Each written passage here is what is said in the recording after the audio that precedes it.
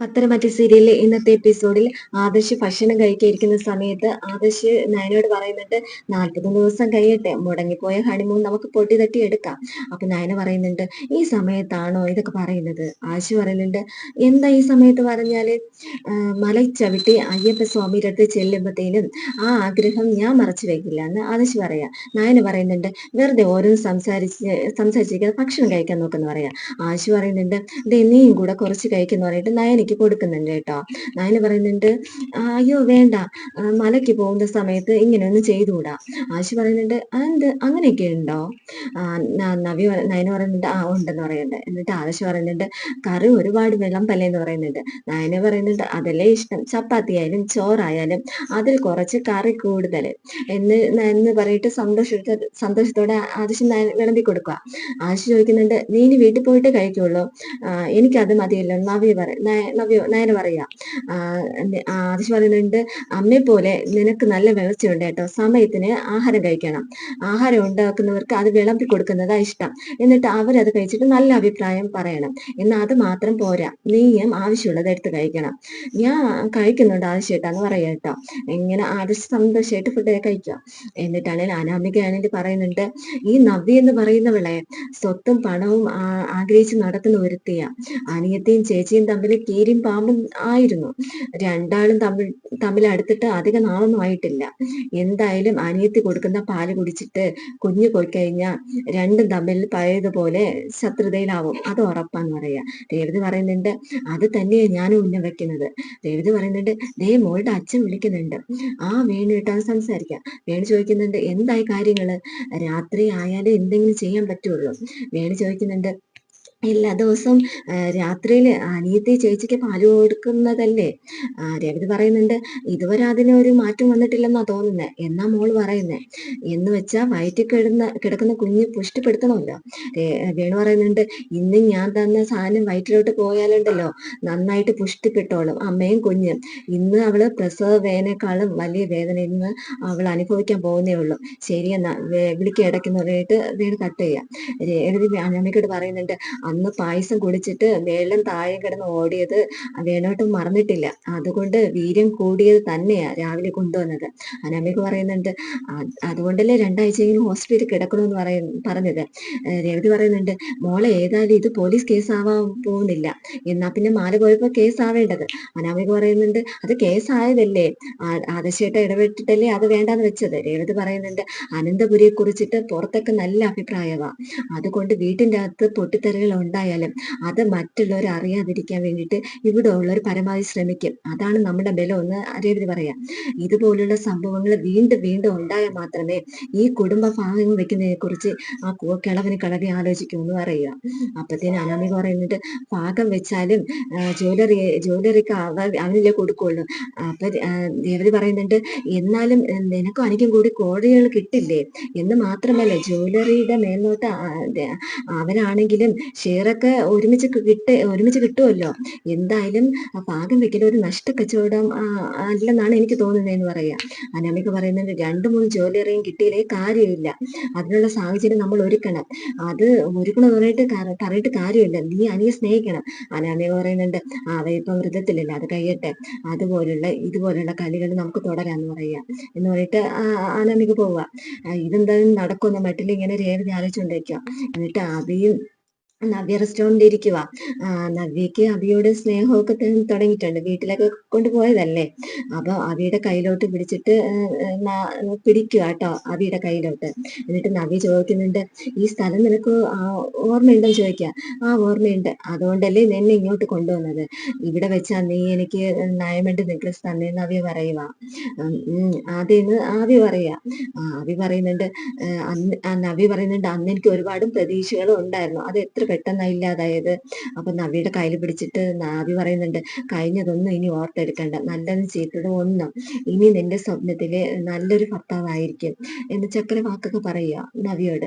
നവ്യ പറയുന്നുണ്ട്, നിന്റെ വാക്കുകളൊക്കെ ഏതാണ്ട് വിശ്വസിക്കാറായെന്നാ തോന്നുന്നേ. നവ്യ പറയുന്നുണ്ട്, ഇതിന്റെ ഇടയിൽ നേരെ സംശയം ഉണ്ടല്ലേ, അത് മാമയും കുറച്ച് ദിവസം കൂടെ കഴിയണമെന്ന് നവ്യ പറയുന്നുണ്ട്. എങ്കിലും എന്റെ വീട്ടിലേക്ക് പോയത് ഒരുമിച്ചിരുന്ന് ആഹാരം കഴിച്ചതും എന്നെ സംബന്ധിച്ചിടത്തോളം ഒട്ടും പ്രതീക്ഷിക്കാത്ത കാര്യം കാര്യമോ? ഒരുപക്ഷെ എന്നെക്കാൾ കൂടുതൽ സന്തോഷിച്ചത് അച്ഛനും അമ്മയൊക്കെ ആയിരിക്കുമെന്ന് അഭി ചിന്തിക്കുന്നുണ്ട്. സന്തോഷമൊക്കെ ഉടനെ ഇല്ലാതാവുമല്ലോ. എന്നിട്ട് നവീൻ ചോദിക്കുന്നുണ്ട്, ഇനി എന്താ നിനക്ക് വേണ്ടത്? വീട്ടില് അമ്മ ഉണ്ടാക്കിയ ഭക്ഷണം ആയതുകൊണ്ട് ഒരുപാട് കഴിച്ചു. ഇനി അതിന്റെ കൂടെ വേറൊന്നും വേണ്ടെന്ന് നവ്യ പറയുക. എന്നാലും ഒരു ഐസ്ക്രീം എന്ന് നവ്യ പറയുന്നുണ്ട്. അപ്പം അഭി പറയുന്നുണ്ട്, അങ്ങനെ പറഞ്ഞാൽ പറ്റില്ല. ഒരു ഐസ്ക്രീം കൂടെ വാങ്ങിച്ചിട്ട് നമുക്ക് രണ്ടുപേർക്കും ഷെയർ ചെയ്ത് കഴിക്കാന്ന് പറയാ. അപ്പൊ നവ്യ പറയുന്നുണ്ട്, ആയിക്കോട്ടെ എന്ന് പറയാ. ഇതൊക്കെ കേൾക്കുമ്പോഴത്തേനും നവ്യ ഒരുപാട് സന്തോഷിക്കുന്നുണ്ട് കേട്ടോ. ജ്യൂസ് അങ്ങോട്ടും ഇങ്ങോട്ടും മാറി മാറി കുടിക്കുന്നുണ്ട്. ഇനി എന്നും ഇതുപോലെ ജീവിതം ഇങ്ങനെ ഷെയർ ചെയ്ത ജീവിതം ഒരിക്കലും മടുക്കില്ലാന്നും ജീവിതം സുന്ദരമായിട്ട് പോകും നവ്യ പറയുന്നുണ്ട്. അതെനിക്കറിയാം. പരസ്പരം കലഹിച്ച ദിവസങ്ങളൊക്കെ നഷ്ടപ്പെട്ടല്ലോ എന്ന് ആലോചിക്കുന്നുണ്ട് എന്ന് നവ്യ പറയാ. ഇനി എന്തായാലും മുൻഗണന കുഞ്ഞിനും നിനക്കുവാന്ന് പറയുന്നുണ്ട്. ഇനി സ്നേഹം എന്തായാലും ഭാര്യയ്ക്ക് കൊടുക്കേണ്ട സ്നേഹം ഭാര്യയ്ക്ക്, അമ്മയ്ക്ക് കൊടുക്കേണ്ട സ്നേഹം അമ്മയ്ക്ക് എന്ന് പറയുക. എന്തായാലും നീ ഇങ്ങനെ ഒരു തീരുമാനം എടുത്ത സ്ഥിതിക്ക് ആദർശേട്ടന് നിന്നോടൊരു വെറുപ്പ് മാറാനുള്ള സാഹചര്യമാണ് കാണുന്നത്. എന്തായാലും ഇപ്പം നമ്മുടെ കമ്പനിയിൽ സാധാരണ സ്റ്റാഫാ. അതിന്റെ കോംപ്ലക്സ് നിനക്ക് നന്നായിട്ടുണ്ട്. ആദർശേട്ടൻ നിന്നെ വിശ്വസിച്ച് കഴിഞ്ഞാൽ എനിക്ക് കൊടുത്ത മാതിരി 1-2 ജ്വല്ലറിയുടെ മേൽനോട്ടം നിനക്കും തരും. അവി പറയുന്നുണ്ട്, അതിന് വേണ്ടിയിട്ടല്ല ഞാൻ നിന്നെ സ്നേഹിക്കുന്നുണ്ട്. അപ്പൊ നവി പറയുന്നുണ്ട്, അല്ലാന്ന് അറിയാം, കൂട്ടത്തിൽ നിന്റെ ആഗ്രഹം കൂടെ നടക്കുമല്ലോ. അപ്പൊ കുഞ്ഞൊക്കെ ജനിക്കട്ടെ, അത് കഴിഞ്ഞിട്ടാണ് നിന്റെ കൂടെ ജ്വല്ലറിക്ക് എനിക്ക് വരാനെന്ന് പറയുക കേട്ടോ നവ്യ. അപ്പൊ അഭി ചിന്തിക്കുന്നുണ്ട്, നീ കുഞ്ഞും ജനിക്കത്തില്ല, നീ ജ്വല്ലറിക്ക് വരയില്ല എന്ന് മനസ്സുകൊണ്ട് ചിന്തിക്കുക അഭി. നീ പോവാൻ പോകുന്നത് നിന്റെ അച്ഛന്റെ അമ്മയുടെ അരികിലേക്കാന്ന് മനസ്സുകൊണ്ട് ചിന്തിക്കുന്നുണ്ട് അഭി. അപ്പത്തേനും നമ്മുടെ നവ്യയും അഭി വരുന്നത് കാണാൻ വേണ്ടിയിട്ട് ജയപതിയും അനാമികയും കൂടെ പുറത്ത് നിൽപ്പുണ്ട്. അപ്പത്തേനും പറഞ്ഞ് നാവെടുക്കുന്നതിന് മുമ്പ് അവരെത്തി, അവർക്ക് ആയുസ് കൂടുതലുണ്ടെന്നാ തോന്നുന്നതെന്ന് പറയുന്നുണ്ട് അനാമിക രേവതിയോട് പറയുന്നുണ്ട് കേട്ടോ. എന്നിട്ട് നമ്മുടെ നവ്യ കാറിൽ നിന്ന് വന്നിറങ്ങുന്നുണ്ട്. അവർക്ക് ആയുസ് കൂടുതലുണ്ട്, പക്ഷെ അവിടെ കുഞ്ഞിന് ആയുസ് ഇല്ലെന്ന് രേവതി അനാമികയോട് പറയുന്നുണ്ട് കേട്ടോ. നമ്മുടെ അനാമികയും രേവതിയും കണ്ടപ്പോൾ നവ്യ പറയുന്നുണ്ട്, രണ്ടും മുന്നിൽ തന്നെ ഉണ്ട്, വഴക്കിനായിരിക്കും എന്ന് അഭിയോട് പറയുന്നുണ്ട്. അഭി പറയുന്നുണ്ട്, നീ വാന്ന് പറഞ്ഞ് കൂട്ടിക്കൊണ്ട് പോവാട്ടോ. എന്നിട്ട് അനാമികയാണെങ്കിൽ അഭിയോട് ചോദിക്കുന്നുണ്ട്, അഭിയായിട്ട് ഭാര്യ വീട്ടിലൊക്കെ പോയോ? അപ്പൊ നവ്യ പറയുന്നുണ്ട്, ഭാര്യ വീട്ടിൽ മാത്രമല്ല പോയത്, പാർക്കിൽ പോയി, റെസ്റ്റോറന്റിൽ പോയി, പിന്നെ ഒരു സിനിമയും കണ്ടു, എന്നിട്ടാ വരുന്നത്. രേവതി പറയുന്നുണ്ട്, ഈ സ്നേഹം എന്നും നിലനിൽക്കോ? ഇത് കേട്ടപ്പോ എന്തായാലും പരസ്പരം നോക്കാം അഭി നവ്യെ. അല്ല, നിന്റെ സ്വഭാവം വെച്ച് നോക്കുമ്പോൾ ഒരുപാട് നിന്നെ ഇങ്ങനെ സ്നേഹിക്കാൻ സന്തോഷിപ്പിക്കാനും കഴിയുമെന്ന് അവിക്ക് വരില്ലെന്ന് പറയുക. അപ്പൊ തിരിച്ച് നവി ചോദിക്കുന്നുണ്ട്, അല്ല, ഇതൊക്കെ പറയാൻ നിങ്ങൾക്ക് എന്താ അധികാരമുള്ളത്? രവി ചോദിക്കുക. എന്റെ അമ്മ ഇവിടെ വന്ന് നിൽക്കുമ്പോൾ ഭയങ്കര കുറ്റപ്പെടുത്തലാണല്ലോ ഇവിടെ ഉള്ളവർക്ക്. നിങ്ങളുടെ വീട്ടിലിപ്പോ അവരുടെ അച്ഛൻ മാത്രമേ ഉള്ളൂ, എന്നിട്ട് അത്യാവശ്യം വിഷമുള്ള മോളുടെ അടുത്തേക്ക് കൂടുതൽ വിഷം വെക്കാനാണ് നിങ്ങൾ ഇവിടെ നിൽക്കുന്നതെന്ന് ചോദിക്കാം. അപ്പത്തേനും ഇത് കേൾക്കുമ്പോ അവിക്ക് ദേഷ്യം വരുന്നുണ്ട് കേട്ടോ. അവി മനസ്സുകൊണ്ട് ചിന്തിക്കുന്നുണ്ട്, ഇവളുടെ വയറ്റിലുള്ള കുഞ്ഞിനെ കളഞ്ഞിട്ട് ഇവളെ കിടത്താൻ തീരുമാനിച്ചു കഴിഞ്ഞിട്ട് ഒരുത്തി അവളുടെ അമ്മയും അവളും, അതോ അവളെ ശാന്തമായിട്ട് പോണെന്ന് ഞാൻ ചിന്തിക്കുന്നുണ്ട്. ഇത്ര വില കുറഞ്ഞ് സംസാരിക്കാതെ വാ നവ്യ എന്ന് വെച്ചിട്ട് അവി കൂട്ടിക്കൊണ്ടുപോവാ. ഇതൊക്കെ കേട്ട് കരതുള്ളി വിൽക്കുക അനാമികയും രേവതിയും. അനാമിക പറയുന്നുണ്ട്, അർഹതയില്ലാതെ കയറി വന്നിട്ട് ഓരോന്നൊക്കെ പറയുന്നില്ലേ? അപ്പം രേവതി പറയുന്നുണ്ട്, അർഹതയുണ്ടായിരുന്നിട്ടാ നമ്മൾ ഇവിടെ ഒന്ന് കയറി കൂടിയത്, പക്ഷെ അത് ഇവിടെ ആർക്കും അറിയില്ലല്ലോ എന്ന് അനാമിക പറയുക. പക്ഷെ നമുക്കറിയാലോ, ഇനിയിപ്പം നമ്മളുടെ സ്ഥാനം ഉറപ്പിക്കാൻ ആ പോയവക്കും അവിടെ അനിയത്തേക്കും നഷ്ടങ്ങൾ ഉണ്ടാക്കിയേ പറ്റുള്ളൂ. ഇനി അതിനു വേണ്ടിയാ നമ്മൾ ശ്രമിക്കേണ്ടേ എന്ന് രേവതി പറയുക. നമ്മുടെ അനിയാണെങ്കിലും നന്ദുവിന് ഫോട്ടോ ഒക്കെ ഫോണിൽ ഞാൻ നോക്കിയിരിക്കുക കേട്ടോ. അപ്പൊ റൂമിലോട്ട് അനാമിക വരുക. അപ്പം ഫോൺ നോക്കുമ്പോഴത്തേനും അനാമി ചോദിക്കുന്നുണ്ട്, ആരുടെ ഫോട്ടോ നോക്കിക്കൊണ്ടിരിക്കുന്നത്? ഫോൺ അങ്ങ് മാറ്റി വയ്ക്കാന്. അപ്പൊ എന്നിട്ട് അനാമി പറയുന്നുണ്ട്, അവളുടെ ആയിരിക്കും, കാമുകിയുടെ. ആനിയപ്പ പറയുന്നുണ്ട്, ആണെങ്കിലും നിനക്കും നഷ്ടമൊന്നുമില്ലല്ലോ. അനാമിയപ്പ പറയുന്നുണ്ട്, എനിക്കറിയാട്ടോ നിന്റെ മനസ്സിലിരിപ്പ്, അതുകൊണ്ട് തന്നെയാ നീ എന്നെ പുറത്തോട്ടൊന്നും കൊണ്ടുപോകാത്തത്. ദേ നോക്ക്, അഭിയേട്ടൻ പോലും ഭാര്യ സ്നേഹിച്ചു തുടങ്ങി. അവര് നിങ്ങളുടെ ഏട്ടത്തിമാരുടെ വീട്ടിൽ പോയിട്ടാ വന്നേക്കണം. പിന്നെ സിനിമയ്ക്ക് പോയെന്നോ പാർക്കിൽ പോയെന്നോ എന്നൊക്കെ പറയുന്ന കേട്ടോ. അപ്പൊ അനി പറയുന്നുണ്ട്, എന്നാ പിന്നെ നിനക്കൂടെ ചെല്ലായിരുന്നില്ലേ? അപ്പം അനവി പറയുന്നുണ്ട്, ഞാൻ എന്തിനാണ് അവരുടെ കൂടെ പോകുന്നത്? എന്നെ കൊണ്ടാ ഒരു ഭർത്താവുണ്ട്, അവർ പാഴായി പോയത് എന്റെ കുറ്റാണോ? അപ്പൊ അനി പറയുന്നുണ്ട്, ഞാൻ പാഴായി പോയെന്ന് നീ കല്യാണത്തിന് മുന്നേ മനസ്സിലാക്കണമായിരുന്നു. എനിക്ക് നന്ദുവായിട്ട് അടുപ്പമുണ്ടെന്ന് നിനക്ക് അറിയാമായിരുന്നല്ലോ, അതിന്റെ പേരിൽ കോലാഹലം ഉണ്ടാക്കിയതായിരുന്നില്ല. പിന്നെ എന്തിനാ ഇങ്ങോട്ട് കയറി വന്നത്? എന്റെ ജീവൻ എടുക്കാനോ എന്ന് ചോദിക്കുക. അപ്പൊ അനാമിക ഇങ്ങനെ ചിന്തിക്കുന്നുണ്ട്, ജീവൻ എടുക്കോടാ, ഒരുത്തിയുടെ ജീവൻ എടുക്കും. അപ്പൊ അനി ചോദിക്കുന്നുണ്ട്, നീ എന്താ ഒന്നും മിണ്ടാത്തെ? എനിക്കൊന്നും പറയാനില്ല നിന്നോട്. നിന്നെ കല്യാണം കഴിച്ചതോടെ നിന്റെ ജീവൻ തീർന്നു. അപ്പൊ അനി പറയുന്നുണ്ട്, എന്റെ ജീവിതം അങ്ങനെ തന്നെ. എനിക്ക് എനിക്ക് നല്ല നല്ല നിമിഷങ്ങൾ ഉണ്ടായിരുന്നു ഫ്രണ്ട്സുമായിട്ട്. ആ അതൊക്കെ എനിക്ക് നഷ്ടപ്പെട്ടെന്ന് പറയാം. അപ്പൊ അനമി ചോദിക്കുന്നുണ്ട്, ഏത് ഫ്രണ്ട്സ് എന്ന് ചോദിക്കുക. എനിക്ക് കുറച്ച് ഫ്രണ്ട്സ് ഉണ്ട്, ആ ഫ്രണ്ട്സ് നന്ദു ഉണ്ടെന്ന് പറയുന്നുണ്ട്. അപ്പത്തേനും പറയുന്നുണ്ട്, ഇപ്പോഴും നിന്റെ മനസ്സിന്റെ അകത്ത് അവളെ കുറിച്ച് ആലോചിക്കുമ്പോൾ ഒരു തണുപ്പ് നിന്റെ മനസ്സിൽ ഇരിച്ചു കയറുന്നില്ലേ? അത് പിന്നെ ആരെ കുറിച്ച് ആലോചിച്ചാലും വൃശ്ചിക മാസത്തില് തണുപ്പാ, എല്ലാവരുടെ ഉള്ളിലേക്കും തണുപ്പിരിച്ചു കയറും എന്ന് പറയുന്നുണ്ട്. എന്റെ ജീവിതത്തിൽ പറ്റിയ ഏറ്റവും വലിയ അബദ്ധം ഈ കല്യാണം എന്ന് അനാമിക പറയുക.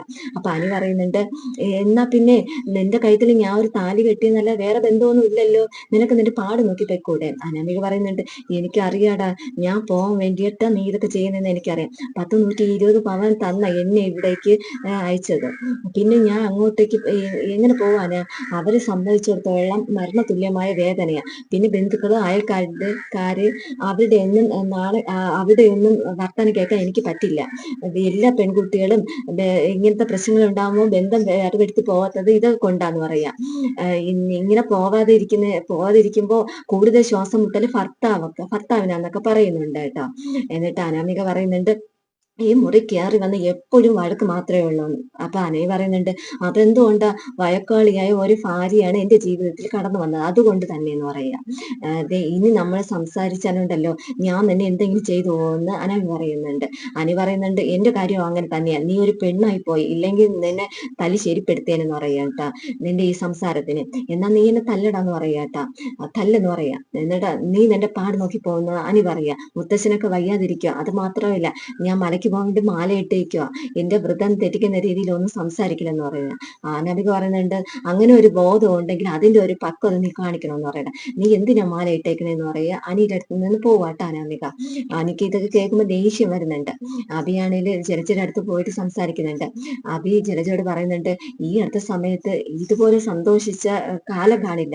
വീട്ടിലേക്ക് ചെന്നപ്പോ അവളുടെ അച്ഛനും അമ്മയ്ക്കും അനിയത്തിക്ക് എന്തൊരു സന്തോഷമായിരുന്നു. ജലജ പറയുന്നുണ്ട്, എന്ന് വെച്ചാ ഇത്രയും കാലം ഇടഞ്ഞു നിന്ന മരുമോനല്ലേ മാറിയിരിക്കുന്നത്, ഇനി എന്തായാലും പിടിച്ചടക്കാന്ന് കരുതി കാണും. നയന ഇവിടത്തെ മൂത്ത സന്തതി അവിടെ കൈവെള്ളയിലാക്കിയല്ലോ. അത് പറയുന്നുണ്ട്, കാര്യമൊക്കെ ശരി തന്നെ, ഇന്ന് രാത്രിയോടെ അവരുടെ കണ്ണീര് കാണണം. ജലജ പറയുന്നുണ്ട്, അതിപ്പോ നമ്മളെക്കാളും ആവശ്യം അനാമികയ്ക്ക് അവരുടെ അമ്മയ്ക്കുവാ. സാധാരണ എല്ലാ കാര്യങ്ങളും എന്നോട് പറയുന്നതാ, പക്ഷെ ഇവിടെ പറഞ്ഞിട്ടില്ല. അവരുടെ സംസാരം ഞാൻ കേട്ടതുകൊണ്ട് ഇത്രയൊക്കെ നമുക്ക് ചെയ്യാൻ പറ്റും. അഭി പറയുന്നുണ്ട്, ഇടയ്ക്കിടയ്ക്ക് എന്നോട് അവള് ചോദിക്കുന്നുണ്ട്, ഈ സ്നേഹത്തിന് പിന്നിൽ എന്തെങ്കിലും ചതി ഉണ്ടോ എന്ന്. അതുകൊണ്ട് സ്നേഹിച്ചത് കുഴപ്പമാവുമെന്ന് എന്റെ സംശയം. അപ്പൊ ജലജ പറയുന്നുണ്ട്, മോനെ, ഇതിനകത്ത് നമ്മൾ പ്രതികളല്ല, തെറ്റ് ചെയ്യാൻ പോകുന്നത് അനാമികയുടെ അമ്മയുമാ. പിന്നെ ഈ കാര്യത്തിൽ നമുക്ക് ഒന്നിന്റെ ആശങ്ക വേണ്ട. അത് പറയുന്നുണ്ട്, കാര്യം നടന്നു കഴിഞ്ഞാൽ എല്ലാരും നമ്മളെ സംശയിക്കില്ലേ, പ്രത്യേകിച്ച് എന്നെ. അപ്പൊ ജലജ പറയുന്നുണ്ട്, അവിടെ എന്ത് വേണമെന്ന് ഞാൻ നിന്നോട് പറഞ്ഞിട്ടില്ലായിരുന്നോ? അത് കൈവിട്ട് പോയാൽ പോലീസ് കേസാവാം. അപ്പം യഥാർത്ഥ പ്രതി ആരാന്ന് തെളിയും. അവിടെ രണ്ട് കാര്യങ്ങളാണ് നടക്കാൻ പോകുന്നത്. ഒന്ന്, നമ്മൾ ആഗ്രഹിച്ചതുപോലെ നിന്റെ കുഞ്ഞിനെ അവക്ക് നഷ്ടപ്പെടും, അവള് ഹോസ്പിറ്റലാവും. അതോടൊപ്പം തന്നെ അനാമിക വന്നതുപോലെ തിരിച്ചോടേണ്ടി വരും. പക്ഷെ നീ പറഞ്ഞതുപോലെ നായനെ പ്രതിയാക്കും. ചേച്ചിക്ക് പാല് കൊടുത്തത് അനിയത്തിയാണ് എന്ന് വെച്ചാൽ നമ്മളുടെ കൈകൾ ശുദ്ധമായിരിക്കുമെന്ന് എല്ലാത്തിനും നമ്മൾ മൂകസാക്ഷികൾ മാത്രം. അഭി പറയുന്നുണ്ട്, എല്ലാ അമ്മയുടെ ആഗ്രഹം പോലെ നടക്കട്ടെ എന്ന് പറയാം. ജലജ പറയുന്നുണ്ട്, കുഞ്ഞ് പോയി കഴിഞ്ഞാൽ പിന്നെ ഹോസ്പിറ്റലിൽ നിന്ന് നേരെ പോകുന്നത് അവളുടെ വീട്ടിലായിരിക്കും. അവളുടെ അനിയത്തി 1-2 തവണ ഇവിടുന്ന് പിണങ്ങി പോയെങ്കിലും ഇവള് ഒരിക്കൽ പോലും ഇവിടുന്ന് പോകാൻ കൂട്ടാക്കിയിട്ടില്ല. പക്ഷേ കുഞ്ഞ് നഷ്ടപ്പെടുന്നത് ഒരമ്മയ്ക്ക് സഹിക്കാൻ പറ്റത്തില്ല. അതുകൊണ്ട് ആ ഷോക്കില് അവൾ ഇവിടുന്ന് മാറും എന്നുള്ള കാര്യം ഉറപ്പാ. ബന്ധം പിരിയണമെങ്കിൽ പിരിയട്ടടാ, നീ സൈലന്റ് ആയിട്ട് അങ്ങ് നിന്നാ മതി. ഇനി എന്തായാലും അവളുടെ വീട്ടുകാര് മുൻകൈയെടുത്തോളും. അത് പറയുന്നുണ്ട്, എന്താ പിന്നെ ഞാൻ അവളെ കുറച്ചുകൂടെ സ്നേഹിക്കാന്ന് പറയുന്നുണ്ട്. അങ്ങ് പോവുക നവ്യയുടെ അടുത്തേക്ക്. അങ്ങ് നടന്നതുപോലെ അങ്ങ് ചിരിച്ച് സന്തോഷിക്കുക കേട്ടോ ജലജ. നായനെ പാല് കാച്ചി കൊണ്ടിരിക്കുക. അപ്പൊ അടുക്കളയിലേക്ക് ഒളിച്ചു വരുന്നുണ്ട് അനാമിക നോക്കുമ്പോഴത്തേനും പാല് കാച്ചി ടേബിളിൽ വെച്ചിട്ട് ഇങ്ങനെ നയന പോവുക. അപ്പൊ അനാമിക നയനെ നോക്കിയിട്ട് അടുക്കളയിലോട്ട് പോകുന്നുണ്ട്. ആ വിഷം കയ്യിലെടുപ്പുണ്ട്. എന്നിട്ട് ആരും കാണാതെ ആ കയ്യിലിരിക്കുന്ന വിഷമാണെങ്കിൽ പാല് ഫുള്ള് ഒഴിക്കുന്നുണ്ട്. എന്നിട്ട് അനാമിക ഇങ്ങനെ പറയുന്നുണ്ട്, വേറെ ആരും ഈ പാല് കുടിക്കാൻ പോകുന്നില്ല, അവൾ തന്നെ കുടിക്കും. അച്ഛൻ പറഞ്ഞേക്കാളും ഡോസ് കൂടിയെന്ന് അറിയത്തില്ല. ഇനിയിപ്പം കൂടിയാലിപ്പം അവൾ മരിക്കത്തൊന്നും ഇല്ലല്ലോ. പക്ഷെ മരിച്ചതുപോലെ കിടക്കും, അതാ എനിക്ക് വേണ്ടത് എന്നിങ്ങനെ പറഞ്ഞിട്ട് ഇങ്ങനെ പാല് ഫുള്ള് ഒഴിച്ചിട്ട് ഇങ്ങനെ അടച്ചു വെക്കുന്നുണ്ട്. എന്നിട്ട് അടുക്കളയിൽ നിന്ന് പോവുക. എന്നിട്ട് രേവതി വന്നിട്ട് അനമയോട് ചോദിക്കുന്നുണ്ട്, എന്തായി മോളെ? അനമയെ ചിരിച്ചു വന്ന് കൈ കാണിക്കുന്നുണ്ട് ഓക്കെ എന്ന് പറഞ്ഞിട്ട്. നല്ലോണം കലക്കിയ പാല്, അവള് പാല് ചൂടാറാൻ വേണ്ടി വെച്ചല്ലോ. അപ്പൊ ആ ചൂടോടെ തന്നെ ഞാൻ കലർത്തി. ഇനി അമ്മയാവുമ്പോ ഒന്ന് അഹങ്കാരി ഇനി കുടിച്ചാൽ മാത്രം മതി. അപ്പം രേവതി പറയുന്നുണ്ട്, അവളിൽ നിന്ന് പൊളയുന്നത് കാണാം മോളെ. അപ്പൊ അനാമിക പറയുന്നുണ്ട്, അതൊന്നും ഒരു സുഖമുള്ള കാഴ്ചയായിരിക്കും. എന്നിട്ട് പറയുന്നുണ്ട്, ദേ അച്ഛൻ വിളിക്കുമെന്ന് അനാമിക പറയുന്നുണ്ട്.